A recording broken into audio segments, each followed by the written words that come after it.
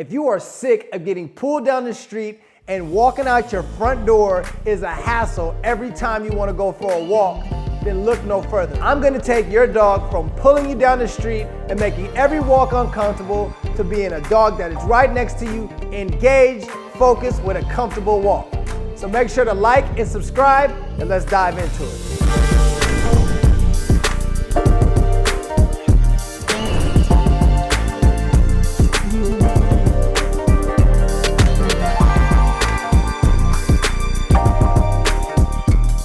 First, I want to address what you don't want to do.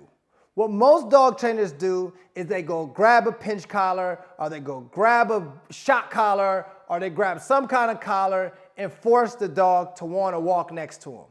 The dog is totally disengaged. The dog is focused on so many different distractions because once you take your dog outside, you got the birds, you got the squirrels, you got the air, you got the cars, you got other dogs.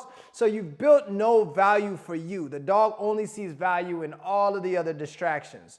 So most people tend to want to just go correct the dog, and then what that does is make your dog just look shut down and defeated. When you can get the same happy expression and an excited look versus a bashful and shut down look. Now, we do make corrections, and I don't want to make it sound like I'm a purely positive trainer, but too often you get trainers who start with correction. And what that does is that basically makes your dog just scared and fearful of the correction versus excited in anticipation of the reward. So if we teach with reward and then we incorporate correction later, we won't compromise the dog's expression. So when I talk about the dopamine state, I'm talking about a dog that is motivated, he's looking forward to positive things, he's looking forward to those rewards, and he's engaged, okay? Most dogs that you see don't have proper engagement.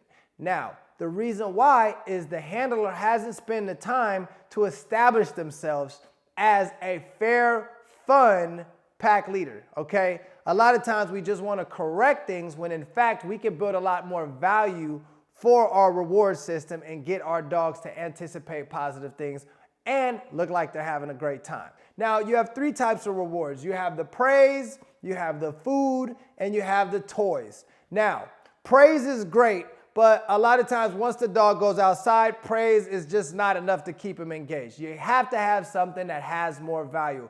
And usually we like to leverage the dog's food. So if your dog has to walk to eat and look at you to eat, well, guess what? You're going to get a dog who's hungry and is going to give you more focus. And that is going to start to condition this dog to get them to walk like that all the time.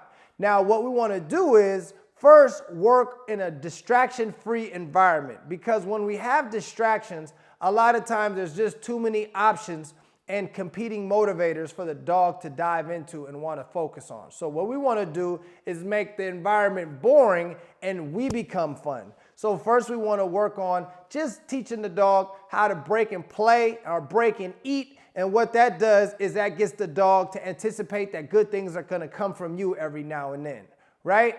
So once we establish that break and play, now we'll start teaching our dog how to just be in the right position and reward the heel position. Now, when we're teaching our dog to heel, we want our dog to pretty much line up with our left leg and actually a little bit behind, because the forward momentum will make the dog forge and push forward past you a little bit. We're going to really reward the dog a little bit behind our leg. Okay, so feeding your dog to the side of you is the first step of teaching the heel behavior, because when we're heeling, the dog's goal is to stay in that position. So whether we're moving forward, backwards, or to the side, your dog knows that it needs to stay in that position.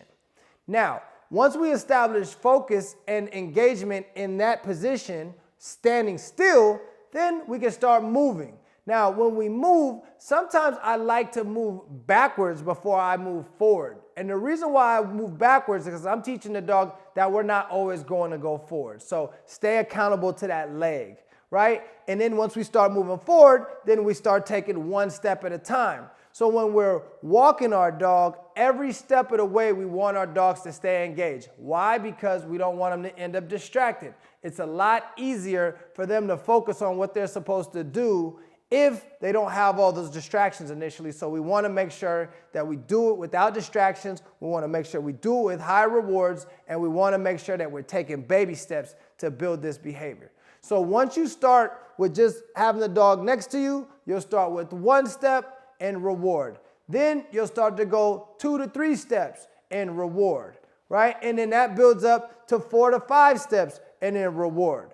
Once we have that established, what you're gonna do is you're gonna start with baby distraction. So you're not gonna just go and start throwing balls and toys all over the place. You'll maybe have someone just walking around. Maybe somebody just clapping their hands as a distraction. Maybe they'll just be moving a chair around. And what happens is, just like when you're working out, you add more weight to the bar, which means you're going to add more resistance. So as your dog becomes more familiar with the behavior, your dog is going to not really pay attention to everything else that's going on because it's going to be anticipating the reward coming from you. So that's why you have to make sure that you stay valuable to your dog, your rewards stay valuable. Once the dog's used to that level of distraction, we can then increase the distractions even more. Now, sometimes you'll want to actually increase the level of reward as well because you want to make sure that there's a lot of upside for your dog to want to continue to look at you, right? You also want to make sure that you're rewarding the dog as you're doing the behavior, which is what we call sustainment marker, right? So we have a sustainment marker while he's doing it, but every time we take a step, at the end of that step, we'll give him a break and we'll give him a nice jackpot. Now, I know that just putting a pinch collar and correcting your dog in a submission will make it happen fast. But just because it happens fast doesn't mean it looks good. Now, I pride myself on 3 factors: clear communication, establishing pack leadership while maintaining a positive expression. Now, the reason why clear communication is so important is because we don't want to have a bunch of gray area. Whatever we say, we want to mean, and we want to mean what we say.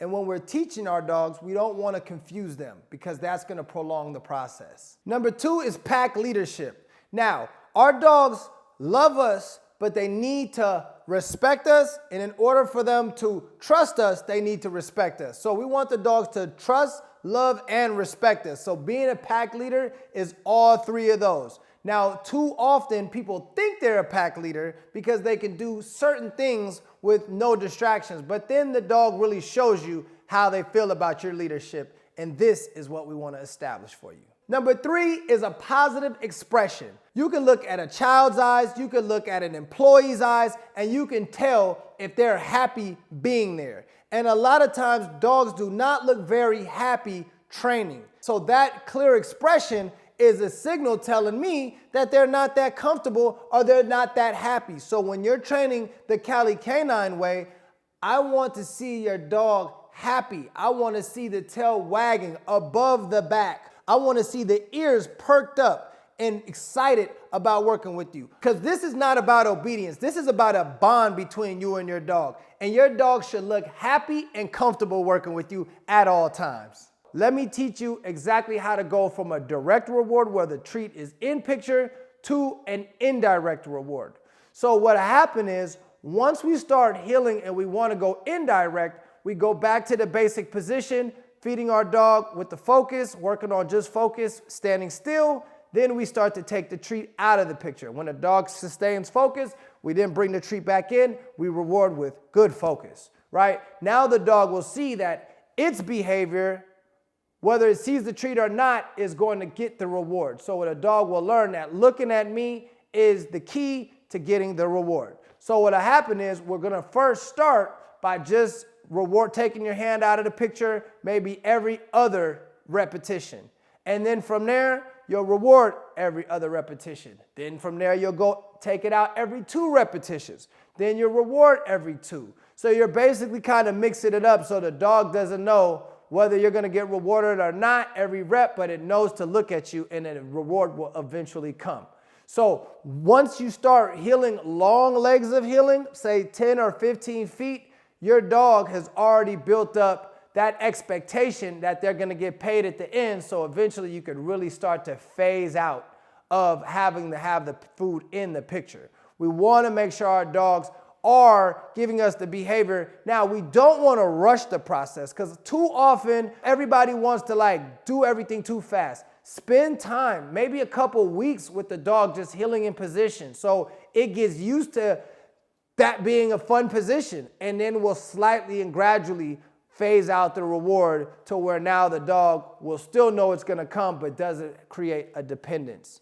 Once we establish that, then we can start to introduce more distractions and maybe take the training outside. Remember, guys, you don't have to walk your dog several miles to get them exercise. You could literally do 100 reps of healing right in your backyard and get the same workout both mentally and physically from your dog. So don't feel the need that you have to go and compromise your new healing trying to do it outside too fast. Make sure to condition your dog and build them up gradually so they can learn to stay focused and stay engaged during the healing. So by correcting your dog, you want to make sure that you have a correction collar that actually the dog perceives as a correction collar. Sometimes when we use flat collars and we pop the collar, that might not be perceived as a correction. And when our dog gets distracted, we might actually stimulate the behavior that we don't want versus making a correction and making them make a behavior change. So make sure that you incorporate maybe a slip collar. Some people like to use pinch collars, but a correction is a correction, right? So as long as you're utilizing it in a way that the dog's perceiving it as a correction and not as a low stim motivator, which I'll talk about in another video, we want to make sure that our dog knows the difference between yes and no. And our correction will be able to make a clear no, while our rewards will make a clear yes. So what'll happen is you're going to start to add a lot of distractions bit by bit. The more your dog stays engaged and doesn't feel affected, you can make loud noises. You can bring lots of different objects, whether it's a shopping cart, a skateboard, a vacuum cleaner, bouncing balls, other animals, calling your dog out of position.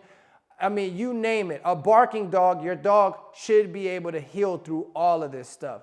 But again, it's not going to happen right away. Now, if your dog does get distracted, because you've been doing this constant reward, your dog won't mind a slight correction. So when you make a leash correction, it's basically just a marker saying no, discomfort with a little leash pop. And when the dog corrects itself and gives you focus and back to the original healing, you reward that. Now the dog is able to decipher what gets him paid and what gets him corrected. And that's very important. That's the only time we really introduce correction, because trying to just correct right off the bat will totally compromise the dog's expression and expectations. And that there, my friends, will give you a proper heel and keep your dog from pulling you down the street. And people will probably think you're a dog trainer because it will look so beautiful. So guys, this is just a quick tip on how to get your dogs, how to heal properly. Remember, guys, it takes time. So nothing is built overnight. Take your time going through each step that I talked about, and don't move forward until you have the next step done. Otherwise, it's just not going to look right. So take your time with these steps. And if you're interested in training more with the Cali K9 system, make sure to hit the links below in the description. We have our courses, we have workshops, we have our in-person training. And if you just want to have an evaluation and see what's the right fit for you, that link is down there below. So guys, make sure to like and subscribe and comment if this is helping you, and we'll see you guys on our next video.